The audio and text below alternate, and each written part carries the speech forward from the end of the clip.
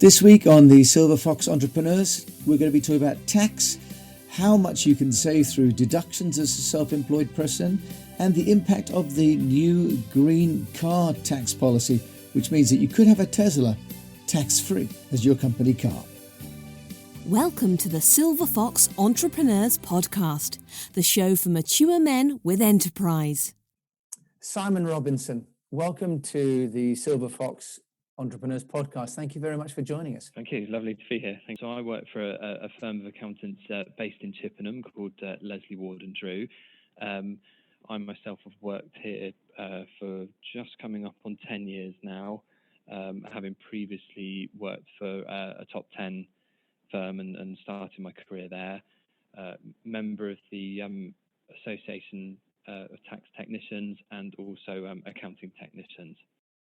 Now, speaking of tax, of course, January the 31st was filing. How many people managed to file on time, Simon? Share with us some statistics if you've got them. The figures are I think the revenue are reasonably happy with the figures. So we've got end of January filing, just over 11.7 million returns were due to be filed. And they believe that about 94% of those were filed online. About 700,000 of them on the last day, on the 31st. And for those who really like to leave it till the last minute, about 26.5 in the last hour. And I did manage to find some stats from the previous year suggesting that the last one to go in then had 17 seconds to go.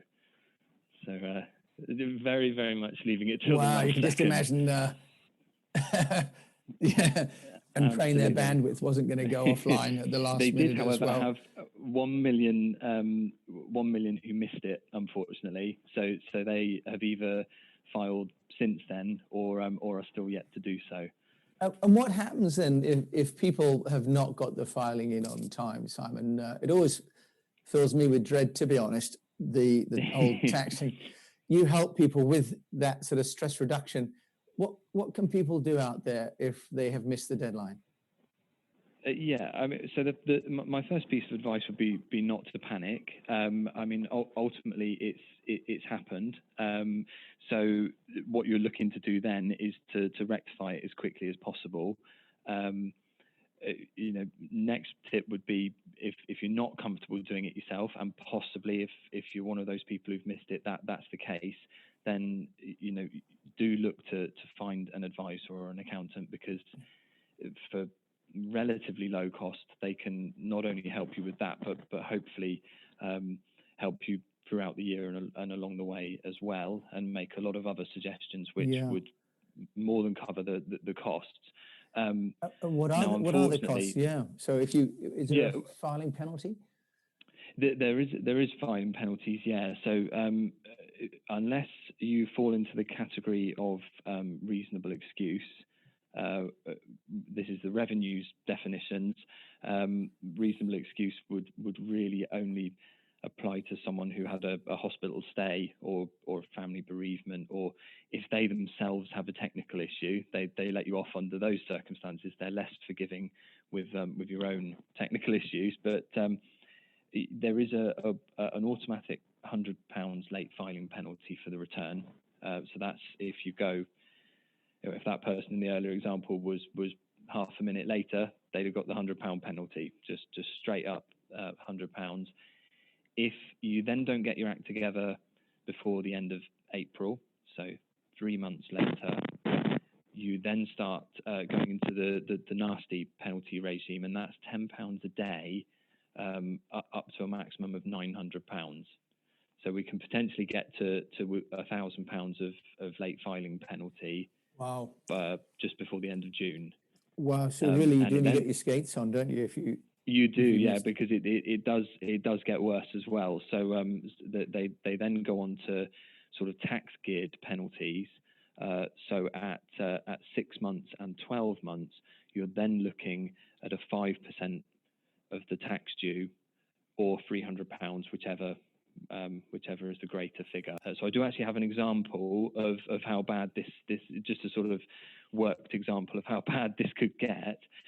So what I've gone with is someone who had a 10,000 tax liability, not an unreasonable figure for someone who's self-employed.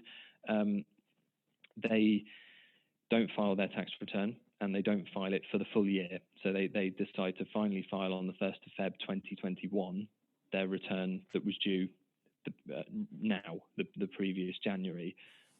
They also don't make that tax payment until the 1st of Feb. So both are a year late. £10,000 of tax, the total amount owing because of that lateness would then become £13,825. So it's very, very expensive. It's £2,000 for sending the return late, £1,500 for paying the tax bill late, and the £326 of interest there. So it really can mount up. Wow, that's expensive money. So the moral of the story is really to talk to somebody quite quickly. And where would people go then, Simon, to find an accountant like yourself? There's various accountancy bodies. So there's obviously the two that I'm a member of, the Association of Tax Technicians and the Association of Accounting Technicians. Then there's also the sort of the next level up from that, if you want, the Chartered Institute of Tax and the ICAW, so the Institute for Chartered Accountants. They would all have information and possibly lists on their websites. But otherwise, it's a good old-fashioned Google search, and just it obviously comes down to whether somebody would like to have someone that's local to them, if they prefer face-to-face contact, or if they're happy to deal with someone electronically. Obviously, that's a growing area for everyone as well. You can have clients from quite far-reaching areas compared to where you're based, as we do. We can deal, certainly with compliance work, we can deal with that completely electronically. Yeah, well, that's how you and I met, of course, when you were handling our affairs when we were in China, right? We were those people that were always behind. And what fees should people expect to pay? Is it based on how much they've earned, or on how much time it takes, how complex it is? What's the sort of charging structure in the industry? It should really be based on the time spent, because obviously it wouldn't really be fair for someone to charge more simply because there's a couple of zeros extra on the numbers. So really, it's going to depend on two factors. One would be the level and sort of quality of the firm that you've gone to do the work. And I think then the other factor would be the level of complexity of that individual's tax affairs themselves. So obviously there's a big difference between someone who might be working predominantly for one other business, maybe 12 invoices a year and a few expenses. That's a relatively straightforward case, compared to someone who might have thousands of customers and lots of data to work through. So, but obviously in both those circumstances, they, on the face of it, they're in the same scenario. They're in business in their own account, but it's a very different scenario. And presumably, a big part of the cost comes from being disorganized. And there are more and more of these services like Crunch that are kind of offering to keep your books up to date month to month. What's your view, Simon, on that? Because that does seem to be a large amount of the cost, is where, in December, people are January trying to collect all the old receipts and rush them across to you. So what's your view on what's best to use as a software, for example, or an approach? I think software probably comes down to the user, because the most important, there are lots of options on the software front. You've mentioned Crunch, there's Xero, QuickBooks. There's a lot of firms out there now, both new to the sort of bookkeeping and accountancy software, and the previous desktop-based very much accountant-based software providers are now also doing online cloud-based systems that people, very much intended for the end user, the client, rather than their advisor. So really, that comes down to how much you feel you can get out of it, and how it might link in with your other software. That often it's the case that if you're using another, maybe a time recording piece of software or a payroll piece of software, you want them ideally to be able to talk to one another so that you can transfer the data across. So they all do roughly the same thing. What's important is, as you said, the approach is getting people to use them as they're incurring these costs, as they're raising these invoices, because the sooner you enter that information, the easier it's going to be. You've just done the job. It's all fresh in your mind. You know what you were doing and when you were doing it. You can put all that information in there and then forget about it, essentially. Whereas if you're trying to do the catch up, as you mentioned in December, you had a pile of receipts. You don't remember what half of them are for. So the chance of making a mistake or missing something is much higher, and a lot of them give you sort of real-time data as well, so you can really monitor the performance of the business in much more accurately than you would do with just sort of bunging it all in a carrier bag and taking it in at the last minute. And do people know, do you think, what they can claim for? Because I've just moved back from overseas and I'm not quite sure of the expenses I can claim for. Can you give us sort of top 10, top 5 ways that an entrepreneur can save money? What can they claim for? Yeah, sure. I mean, obviously it does very much depend on the nature of their business, but let's say they're away from the obvious stuff of, obviously, if you sell a product, obviously the cost of that product is there as one of your expenses. Let's say you're selling your time as some kind of advisory business. It's less obvious than what you can charge for. One of the easiest ones to charge for would be a use of home as office. If of course you do work from home. And how much can you claim? Because I think a lot of people do. I do that a couple of days a week, for example. So with no evidence whatsoever, the revenue that they give away various sort of rates and allowances. A lot of them are very historical, and the figures haven't been changed for a long time, so they don't always sound all that generous. But no evidence whatsoever, you can claim £4 per week use of home as office. Wow, £4, right? So 200 £200 a year, right? All of that, but in their defence, that's with no evidence. If you want to claim more, you can do, but you have to start thinking about calculating it properly on the basis of, like you said, length of time that you're working at home, floor space that you're using, and taking a proportion of all the bills. So it's a bit more of a convoluted calculation, but it's possible. And can I charge for the desk and computer that I bought for the office at home, and the camera and all those things? So it would depend very much on whether you, or if it was a separate company, whether it was the company that owned the asset. So if obviously the company wanted to buy it, then yes, it could claim it as an expense. If you were buying a personal laptop and then using it for business some of the time, what you'd probably do is claim a proportion of that. Okay, so and if you're a sole trader, what do you do if you're a sole proprietor? So that would be the case there. If you bought a laptop and let's say you bought 2 laptops, one's for personal use, one's for your business. In that case, you could obviously claim 100% of the cost of the business laptop. If you just bought the one, you'd look at how often are you using it within the business. If it was 50-50, you could claim half of the cost of it. Right. So it's just about sort of fair apportionment of the cost, based on how long you were using it in that business. And what about things like travel, car rental, leasing? Yeah, so obviously any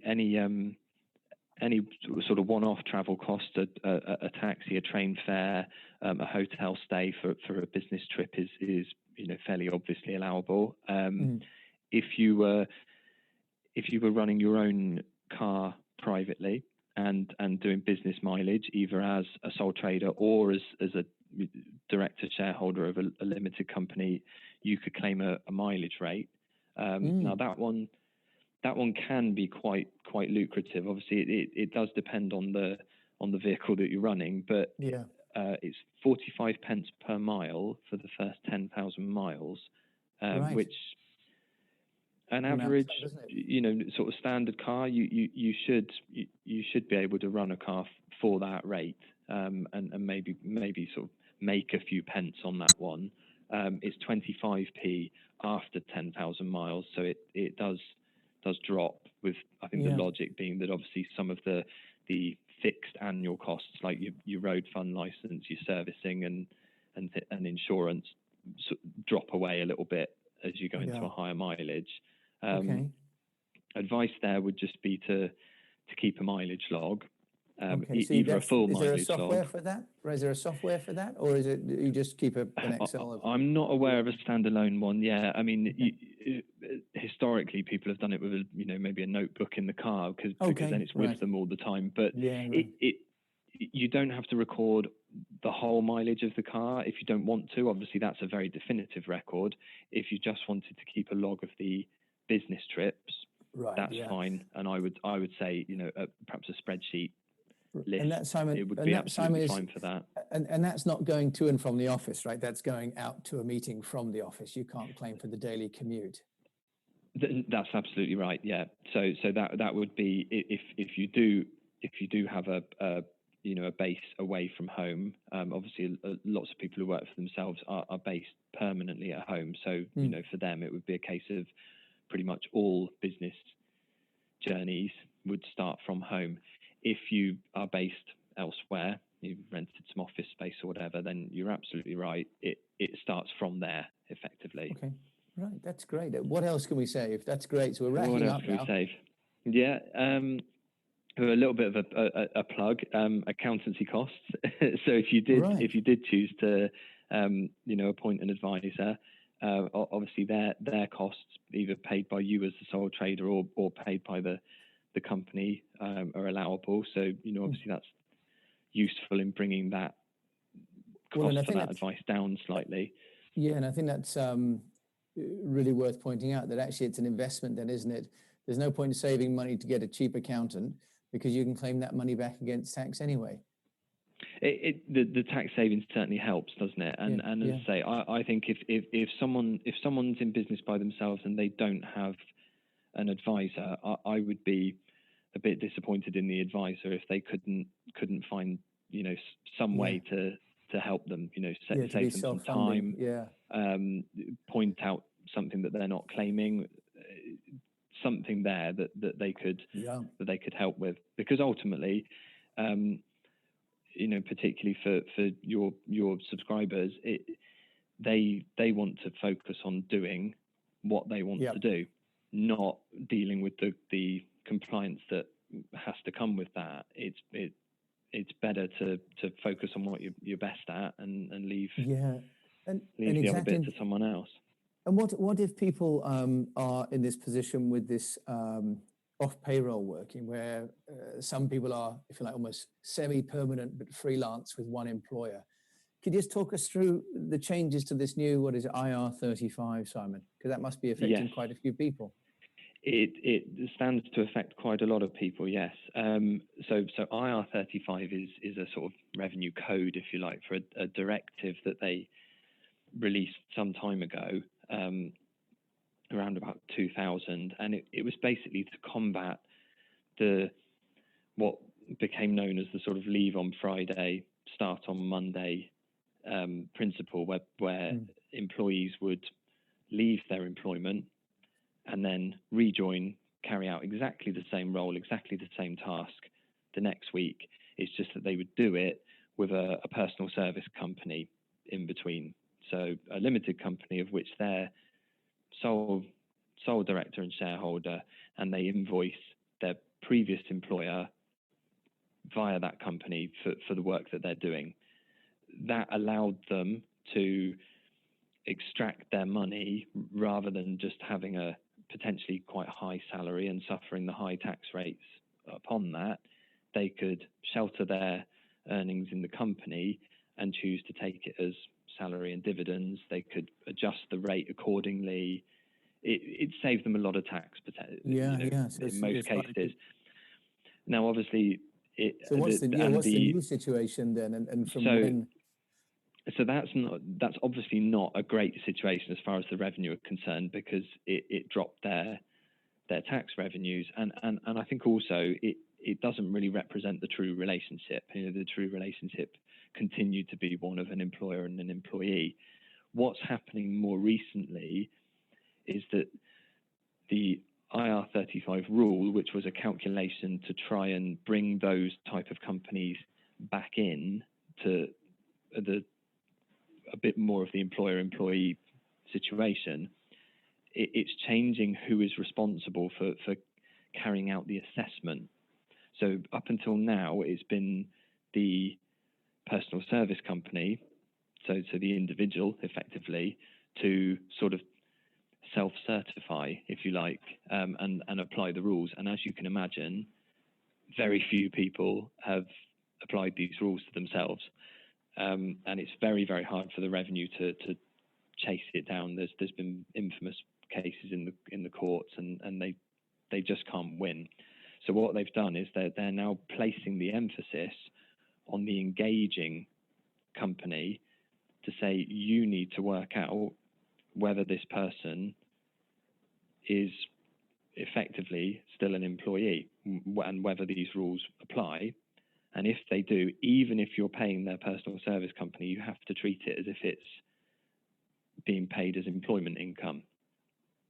So what's going to happen there, of course, is all of the engaging companies who previously weren't interested in what happened, right? Wasn't their responsibility before, right? They just exactly, said, not yeah. my problem. They could just pay the invoice, have the work done. They weren't interested. It's now become the case that they very much do need to be interested, because they have to withhold the tax. They have to then pay that tax over to the revenue, and they have to make submissions via their own payroll scheme about those payments. So it's given them a real vested interest in getting it right, and it's highly possible that a lot of relationships that have gone on for a number of years in this way, the payments are now going to have to change, because they're going to fall into this trap. And presumably some companies may sort of almost throw their freelancers under a bus a little bit if people don't comply, right? Because otherwise they create a liability on their own books. I think they'll have to. And of course, what a lot of them are doing to avoid the risk and the unknown, if you like, they're saying, they're sort of going back and saying we just want to take people on as employees, because then everybody knows where they stand and there's no risk of anything coming up in future. So it happened in the public sector first. So that's been going on for a while, and we have heard of cases like with the BBC, and ironically enough, the revenue themselves, who were using a lot of contractors for their IT work, and they've either had to say, you're all coming back on as employees, or like in the revenues case, they've really struggled to get stuff done because their entire IT and coding staff, of which they need quite a few, were all freelancers, and they've all turned around and said, well, we'll go and work somewhere else. They obviously had that option, which is great for them individually, but for the revenue, it's left them a bit short.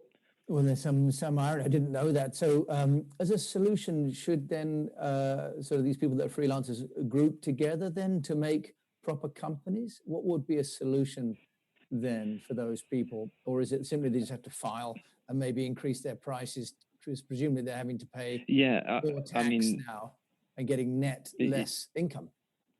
Yes, yeah. So the obvious and easy answer, albeit the expensive one, is to either accept an employment role if one's available, or as you say, to accept this change of calculation and either adjust the price or take the hit. Right. And what would that be from a percentage point of view? Would they need to increase their price by 10, 15, 20%? It's very hard to say, to be honest. It would depend on their on how much we were talking about. But I mean, income tax is your personal allowance, and then 20% up to around about £50,000 of earnings, 40% thereafter until you get way above 100. Whereas a dividend tax would be same personal allowance, first £2,000 of dividends, no tax, and then instead of your 20% basic rate, it's 7.5%. So a big difference, right? So big difference, yeah. There's obviously if you've got the company entity in the way there, that does have a corporation tax bill to factor in as well. But then you don't pay national insurance on dividends, because that's the bit that a lot of people forget about when they talk about taxation. Is a basic rate taxpayer isn't really just paying 20%. They're paying more like 32% if you include the national insurance, which is taxed by all but name. So it does still work out that it's cheaper to do I'll take a small salary and the balance of dividends from my own company, rather than just a full salary. So it's still better to be in that status. It can get very complicated. So people really should seek some advice. And then, is there something that you think that entrepreneurs could take advantage of? So quite a topical one for me would be considering a switch to an electric car. Tell me about that. That sounds... From April, the rate for a pure electric car, so this is not hybrids for a second, they've got some different categories, but one that has no tailpipe emission at all will be 0%. So there will be effectively no benefit in kind value for next year for an electric car. So the company could buy that vehicle, it would get 100% capital allowances on that vehicle. So in year one, it would be able to set the cost of buying that vehicle against its profit. So it would save corporation tax. It would then provide it to you. Any running costs, tires, servicing, etc., can be paid for by the company and claimed against corporation tax. And you as the individual would pay nothing in tax. And does it apply to sole traders? So a sole proprietor could buy an electric car and then use and offset that against their income? So it wouldn't work in quite the same way for them. They would still be able to claim the capital allowances against their business profits, absolutely. But what you look for there, because obviously the business is still in their name, so they and the business are one entity, as opposed to the business being a separate entity within the company. It would be a bit like the laptop example we had earlier on. It would be a case of looking at how much of the use of the car is personal and how much is business, and the capital allowances and the running costs would be apportioned on that basis. So Simon, if people want to find out more about you and all the fantastic information you shared today in a very short amount of time, how can people find out about you? So they're more than welcome to give us a ring or drop me an email, srobinson, and that's at Leslie, which is LESLIE, wardandrew.co.uk. And our telephone number is 01249 660 088.